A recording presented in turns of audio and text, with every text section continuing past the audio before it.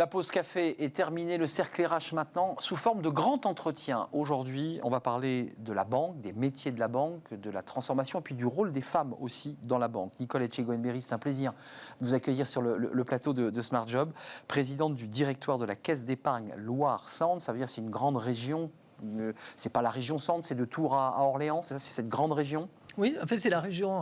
D'abord, bonjour Arnaud. Bonjour. C'est la région administrative, donc Centre-Val de Loire, sur 6 départements. 1650 collaborateurs 1750. 1750, oui, j'étais pas loin. Oui. Vous êtes aussi présidente du réseau féminin, L, avec un S, groupe BPCE. Pour ceux qui ne vous connaissent pas, vous êtes une femme très engagée. D'abord, je le redis, vous avez été la première femme à la tête d'un directoire. C'est souvent des hommes un peu aux cheveux blancs de plus de 55 ans. Ça nous fait sourire, mais c'est vrai, ces patrons de directoire. Et vous êtes venu un peu bousculer tout ça. C'est difficile de faire sa place dans un monde d'hommes, dominé par des hommes, notamment dans le monde de la banque. Oui, alors, c'est du... Vous avez souri, hein, ça vous a fait rire. Oui, parce que d'abord, je pense que j'aurais pas fait la même carrière s'il y avait eu des réseaux féminins à mon époque. Voilà. Et puis deuxièmement, effectivement, il faut faire sa place. Je pense que une fois de plus, c'est les femmes, au-delà de oser, qui est notre sujet, c'est de oser, de travailler sur des projets professionnels. On est bon, voilà, ça fait partie aussi des barrières que se mettent elles-mêmes les femmes. Mais autrement, je pense que un des problèmes que nous avons, c'est le fait de ne pas être dans des réseaux. Et donc de ne pas être aspiré dans des réseaux, d'ailleurs, formels ou informels. Quoi. On a reçu une femme, d'ailleurs, qui nous évoquait cette question de difficulté de créer son propre réseau. Qu'est-ce que vous avez dû sacrifier avant de parler de la banque et des métiers de la banque qui se transforment partout et aussi au sein des caisses d'épargne, banque sociétaire, on en parlera évidemment avec vous, c'est très important. Qu'est-ce que vous avez dû sacrifier? Vous avez fait 12 ans à la tête de ce directoire, oui. 20 ans dans la banque. Enfin, c'est une partie de votre vie, une grande partie. Qu'est-ce que vous avez sacrifié pour réussir ça? Alors sacrifier, forcément c'est un engagement, hein, c'est une passion, parce que je l'aurais pas fait quand j'ai découvert, voilà, que j'avais la possibilité certainement que d'être présidente ou directrice générale d'une banque régionale. En fait, c'est une telle ouverture parce qu'on est un acteur économique, financier, politique au bon sens du terme. On est dans l'engagement sociétal, dans le culturel, dans le sportif. En fait, on a la société à 360. C'est vrai. Et à ce titre-là, voilà, j'ai boosté et j'ai dit, tant qu'on me dit pas que je suis entêté, je vais m'obstiner. Et vous le savez, la persévérance, c'est la noblesse de l'obstination. C'est vrai. Et ce que j'ai sacrifié, forcément, avec mon accent, je suis un peu démasquée facilement. Et donc, je suis, même si mon nom est basque, je suis toulousaine. Ouais. Et forcément, c'est des équilibres de vie aussi avec ma vie privée. Mais c'est un équilibre à trouver. Mais vous avez vu, vous avez cité votre accent, ça s'appelle la glottophobie. Vous avez vu, c'était difficile d'avoir un accent et de s'imposer dans un pays où l'accent est pointu. Écoutez, non, parce que j'ai toujours... en fait, on m'a toujours dit que cet accent chantant, et ça rappelle les cigales, etc. Je ne suis pas du sud-est, je suis du sud-ouest. Mais bon, voilà. Et puis, sincèrement, je pense que ça fait partie de ma personnalité. Il n'y a surtout rien à enlever. C'est ça, vous êtes une femme entière. Cette crise Covid, vous l'avez traversée en tant que présidente de directoire, avec ses 1750 collaborateurs. Vous l'avez vécu comment? Parce que vous le disiez, vous avez une vue panoramique. On parlera évidemment des PGE, parce que les banques ont aidé les entreprises. Ça se vit comment d'abord en interne? Parce que les banques étaient, avant cette crise Covid, déjà dans une transformation, déjà gagné par le doute, avec des taux d'intérêt très bas qui faisaient peu gagner d'argent aux banques. Comment ça s'est vécu, cette crise Covid? Alors, la crise Covid, elle a plusieurs épisodes. Je vais me concentrer peut-être sur le départ de la crise Covid. Mars 2020. Mars 2020.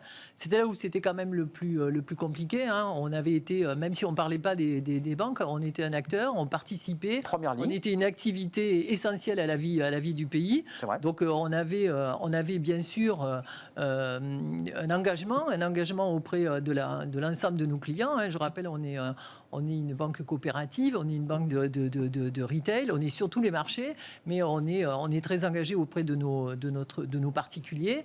Et Dieu sait que déjà dans les particuliers, on a des personnes âgées, de la clientèle fragile, énormément, des personnes sous tutelle, sous curatelle, etc. Et donc l'idée, il fallait qui avaient besoin de venir, ouais. Et qui avaient, voilà. Donc notre première idée, c'était d'avoir les agences ouvertes. Je rappelle qu'à l'époque, on était dans l'inconnu la plus totale. Tout s'est fait et à ce titre-là, sans masque, etc. Pas de possibilité possibilité d'acheter du gel hydroalcoolique, pas de masque, etc. On en avait au passage, je le dis parce que on est banque coopérative, on ne l'est pas pour rien non plus. On avait 35 000 masques. On les a distribués au CHU d'Orléans et de Tours au moment où ils en manquaient le plus. Parce qu'on s'est dit 35 000, ça ne va pas faire beaucoup pour nos 1750 collaborateurs. Et en fait, on les a offerts à ce moment-là. Donc compliqué. Et d'ailleurs, je tiens à dire et à remercier tous nos collaborateurs, et en particulier, bien sûr, ceux qui étaient dans le réseau. Parce qu'au niveau des sites administratifs, en fait, c'était différent. Bon, voilà, je suis issue, j'ai une formation d'informaticienne. Et à ce titre-là, on a rénové nos locaux, en particulier à la Montespan, donc sur le site d'Orléans. Et ça nous a permis, avec cette rénovation, d'équiper tous nos collaborateurs en portable avec la sophonie, donc avec le téléphone. Et donc, ils sont partis en une semaine, autant ceux d'Orléans que de Tours. Et donc, ils ont pu télétravailler dans de très bonnes conditions. Justement, c'est intéressant d'avoir aussi le regard que vous avez sur presque 30 ans de banque. Quand on parle à des banquiers, des banquières, ils nous disent « mais c'est incroyable, les métiers que j'ai connus il y a 30 ans, ça ne ressemble plus à ceux que je vis aujourd'hui ». Tout a été bousculé, notamment par la transformation numérique. Le télétravail, comment vous vous situez à la BPCE et évidemment aux caisses d'épargne Loire-Centre? Est-ce que vous dites, parce que les banques ont été épinglées, il faut le dire, l'Association nationale des DRH a dit, mais les banques ne jouent pas le jeu, les assurances ne jouent pas le jeu. Vrai ou pas vrai, en tout cas, c'est ce qui était remonté de ces études à NDRH. Vous souscrivez, vous, au télétravail, vous dites, pour nous, le télétravail, c'est utile, c'est nécessaire, et on va accélérer? Je pense que le télétravail s'est révélé au travers de la crise, donc on ne fera pas machine arrière. Je voudrais juste dire que, pour le groupe BPCE, je vais parler pour le groupe BPCE. Allez-y. Je pense que c'est un mauvais procès, une fois de plus, un mauvais procès, puisque sur nos sites administratifs, on a fait le maximum pour que les gens partent en télétravail. Le sujet, après, il est dans les agences. C'est ça. Moi, dans les agences, je suis désolé. J'ai eu aussi à répondre d'eux. Et notre fer de lance, il est que les agences, elles doivent être ouvertes. Alors après, l'idée, bien sûr qu'il y a des gens dans les agences qui peuvent télétravailler. Vous me parliez des PGE, mais pour être auprès des entreprises, auprès des professionnels, comment imaginer qu'on ne soit pas là, au plus près, avec des agences qui soient ouvertes pour servir tous nos clients et sur tous les marchés. La crise Covid, c'est aussi une crise économique qu'on nous annonce, qui d'ailleurs parfois est contredite par des experts qui disent mais c'est peut-être pas aussi grave que cela, parce qu'en septembre, on va avoir une reprise économique qui est incroyable. En 2020, vous avez distribué 2700 PGE pour un montant de 370 millions d'euros à des entreprises de votre bassin économique. Et des pros. Et des professionnels, bien sûr. Qu'est-ce qu'elles vous disent aujourd'hui, après un an? Certains disent, ce PGE, je n'y ai pas touché. D'autres disent, moi, j'ai consommé mon PGE intégralement. Et est-ce que, dernière question, vous avez une inquiétude, c'est un débat qui est posé aux banquiers, sur le fait que certains ne puissent pas vous les rembourser? Alors, en fait, vous venez d'énoncer en fait tous les options. Tous les cas de figure. Ça dépend des secteurs d'activité. Une fois de plus, vous le savez, la région Centre-Val de Loire, c'est une région très, très, très touristique. Et à ce titre-là, ce qu'on appelle le secteur d'activité THR, donc tourisme, hôtellerie, restauration, souffre énormément. Donc, en fait, quand on a octroyé des prêts, les PGE, ils ont pu être consommés. On a pu nous redemander des PGE. Ça dépend, une fois de plus, des secteurs d'activité.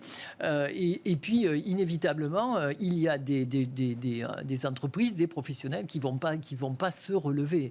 Pour autant, après, quand ils auront... Donc, ils ne pourront pas rembourser. Qui ne pourront pas rembourser. Après, l'idée qu'il y a, toutes les mesures quand même gouvernementales, je ne sais pas si tout le monde réalise toujours ce qui est en train de se passer, parce qu'on n'a aucun signal faible même d'eux, parce que ça injecte tellement.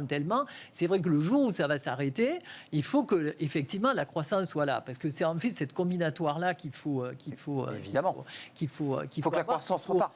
Il faut que la croissance reparte, parce que voilà. Mais les PGE sont un accompagnement inévitablement pour faire en sorte que de toute manière nos entreprises, nos professionnels passent la crise. Je pensais à Boval, parce que je sais que c'est une entreprise que vous avez accompagnée et soutenue. Et que vous soutenez. Boval est une entreprise internationalement connue, avec ce panda qui avait été, vous vous souvenez, baptisé par la femme du président de la République. C'est un moment important dans la vie de votre banque, parce que vous êtes à leur côté. J'imagine qu'ils sont en très grande difficulté là aujourd'hui. Alors ils sont en difficulté. Alors forcément, ils ont aussi de toute manière souscrit.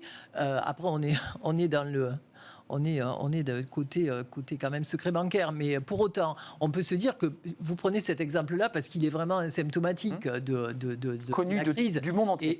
et connu d'eux et qui est un aspirateur formidable de toute manière pour le développement du tourisme Bien aussi sûr. dans notre région. Il faut savoir que ils ont forcément été aidés par les aides d'eux, c'est ce qui les fait tenir. Il faut imaginer qu'ils ont 4500 animaux et que les animaux ils mangent tous les jours. Ils mangent tous les jours. Oui. D'ailleurs, on a eu une superbe nouvelle puisqu'ils réouvrent, donc en même temps. Excellent. Le 25 mai, et donc tous les hôtels et le parc réouvrent. Je pense que voilà, Rodolphe Delors, la famille vont être contents avec ses salariés que de repartir. C'est une excellente nouvelle que Beauval puisse réaccueillir des familles pour se loger ou se balader dans ce parc qui est magnifique. Parlons de vos collaborateurs, les collaborateurs de la banque. Il y a une étude assez intéressante et un peu inquiétante d'ailleurs sur les risques psychosociaux qui est sortie par le SNB, l'un des syndicats de la banque, le syndicat national de la banque. Et vous allez le voir dans cette étude, c'est un peu inquiétant parce que les salariés sont un peu en perte de repère. Je ne sais pas comment ça se passe chez vous au sein du directoire CELC. Regardez sur leur avenir, sur l'idée qu'ils ne vont pas continuer ce métier. Regardez l'étude, on va la découvrir. Combien d'employés pensent devoir changer de métier? Alors en 2011, c'est une étude qui s'est étalée sur 3 études. En 2011, il était 72%. Et là, en 2017, qui sont les derniers... Ils sont 79% à évidemment être inquiets et c'est même de se demander s'ils vont continuer dans la banque. J'ai envie de le dire abruptement, avant, quand on entrait dans la banque, on faisait sa carrière, vous le savez très bien, on faisait sa carrière dans la banque, stabilité, bon salaire, il y a de l'incertitude. Comment vous l'expliquez ? Alors bon, ça date pas d'hier. Alors la crise est une fois de plus à la fois un révélateur et puis je pense que si on réinterrogeait des gens qui étaient partants il y a 2 ans, ils ne le sont plus parce que voilà. Et puis certains qui partent. Pourquoi ? et qui trouvent et de penser qu'ils auraient l'herbe plus verte ailleurs. En fait, ma foi, des fois ils ont des convenus. Mais pour autant, c'est vrai que c'est vous le voyez aussi depuis des années, puis d'ailleurs depuis 2008, depuis la crise financière. En fait, les valeurs bancaires n'ont cessé que d'être massacrées. C'est un secteur bancaire qui est pas porteur. C'est vrai que c'est un sujet, si vous discutez avec les RH de toute manière des banques, on vous le dira tous, et même nous dans les régions. Et c'est pas que dans le rural, parce que là où on a des difficultés, parce que même à Orléans, même à Tours, on a des difficultés pour recruter. Donc une des façons, une fois de plus... Vous avez des difficultés pour recruter ? On a des difficultés pour recruter, et quasiment dans tous les métiers. Comment vous l'expliquez ? C'est incroyable. Et donc, ça fait partie, je dirais que ça fait partie aussi un petit peu des mystères, Quoi, de la formation initiale, alors de la formation, de l'attractivité finalement, de l'attractivité. Et puis, alors nous, on est peut-être, on pâtit peut-être aussi de la région parisienne, mais quand même, on a une vie en région centrale de Loire. Et c'était pas innocent que ce soit aussi la vallée des Rois à l'époque. Donc ça n'a pas changé. Oui, c'est allez-y, venez, c'est bien. Venez, c'est bien et c'est très bien. Pour autant, on est tous à pâtir d'eux. Il y a des métiers qui sont plus valorisés aussi que d'autres dans la banque. Les métiers du retail, sont des métiers qui sont aujourd'hui et depuis des années. Pour autant, c'est une fois de plus, dans la crise, il faut y voir des opportunités, et en particulier, vous le disiez, dans la transformation numérique. Aujourd'hui, elle a transformé la banque. Aujourd'hui, la banque, elle est transformée. Nous, on a décidé au niveau du groupe BPCE d'avoir... c'est une question qui nous a taraudé les dirigeants pendant de longs mois pour savoir si on allait créer une banque digitale. Et après, on a dit non. Comme l'ont fait plein d'autres, la BNP. Sans trouver de modèle économique au passage quand même. C'est exact, il faut le rappeler. Ça ne marche pas très bien. Ça ne marche pas très bien. Et donc, nous, on a décidé d'avoir le digital, comme on dit, digital inside, c'est-à-dire dans toutes nos entreprises, à la fois pour nos clients et pour nos collaborateurs, et on l'a partout en fait, que ce soit dans les process, les procédures, etc. Et pour nos clients jusqu'à avoir des applis mobiles. Et l'appli mobile d'ailleurs, Bankso pour les caisses d'épargne est une des applis qui est le mieux notée dans l'Apple Store. Donc en fait, si vous voulez, de fait, ça vient modifier aussi le recrutement et donc les métiers comme vous le disiez. Alors une question qui est liée à cette étude sur les risques psychosociaux, la question qui était posée aux salariés, c'est craignez-vous de perdre votre emploi ? Alors j'ai vu que dans vos recrutements, vous aviez fait 163 recrutements global, avec avec des hommes et des femmes. On va revenir sur l'égalité homme-femme, qui est un critère aujourd'hui légal et obligatoire, mais je sais que c'est un sujet qui vous tient à cœur. Avec des alternants, et vous dites, nous, on peine aujourd'hui à recruter. Regardez cette étude RPS, les salariés ont évolué depuis 2011, et vous allez le voir, ils étaient 23% avoir l'impression d'être menacés pour leur sécurité de l'emploi, puis on prend 10 points, plus de 10 points, presque 14 points. Ça veut dire aujourd'hui qu'il y a une inquiétude qui est liée dans tous les secteurs à la numérisation, et on nous dit, plus on numérise, plus on perd d'emplois. Comment ça se passe, cette problématique-là? Comment on reforme? Comment on reventile? Comment on se sépare de collaborateurs? Oui, alors en fait, c'est toujours pareil. Il faut trouver la voie médiane qui convient. C'est déjà rappelé que nous sommes des banques coopératives. On est ancrés sur nos territoires. On est la banque des territoires, de tous les territoires. Moi, c'est votre identité, ça. C'est notre identité. Donc, c'est d'être au plus près aussi du terrain. Et c'est essayer de combiner à la fois, comme on le dit, le meilleur de l'humain et le meilleur du digital. Alors, quand on a dit ça, après, concrètement, qu'est-ce que ça fait quand on fait rentrer le digital? Mais c'est une façon aussi. C'est une problématique, ça, quand même. C'est une problématique.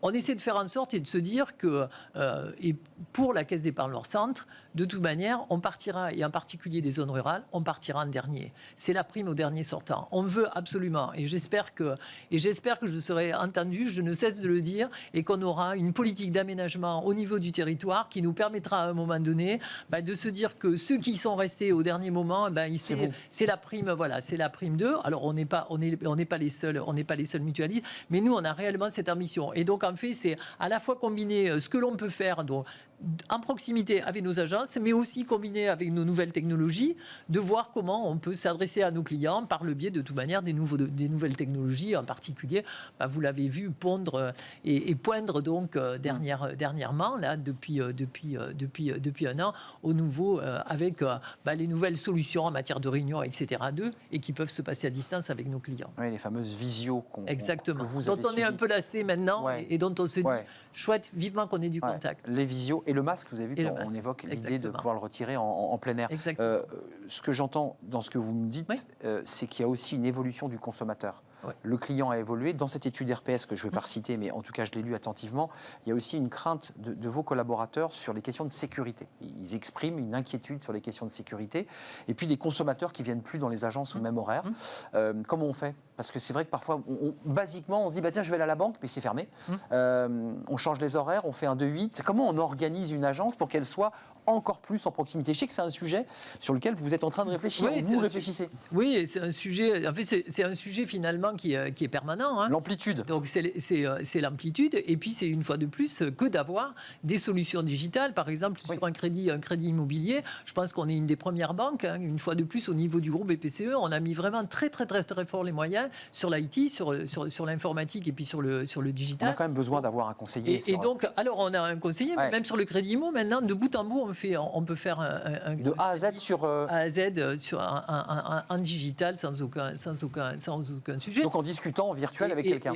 En discutant en virtuel, et puis avoir aussi la possibilité de toute manière de passer. On a une agence de banque en ligne, donc on peut se référer. Et puis, de banque en ligne.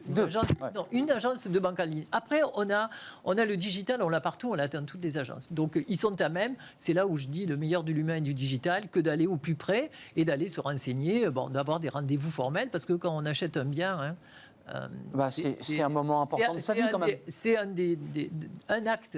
Le mariage, l'achat de la maison. L'achat de la maison, pour 80% des gens, il n'y aura que l'achat de la maison. Voilà. Après, il y en a 20% qui pourront peut-être acheter une deuxième fois une résidence secondaire. Mais il ne faut pas se rater. Il ne faut pas se rater, quoi. Il faut en garder un bon souvenir, si je peux me permettre. Et ça, voilà. Et puis c'est une façon de rentrer en relation aussi avec les banques, parce que c'est là où.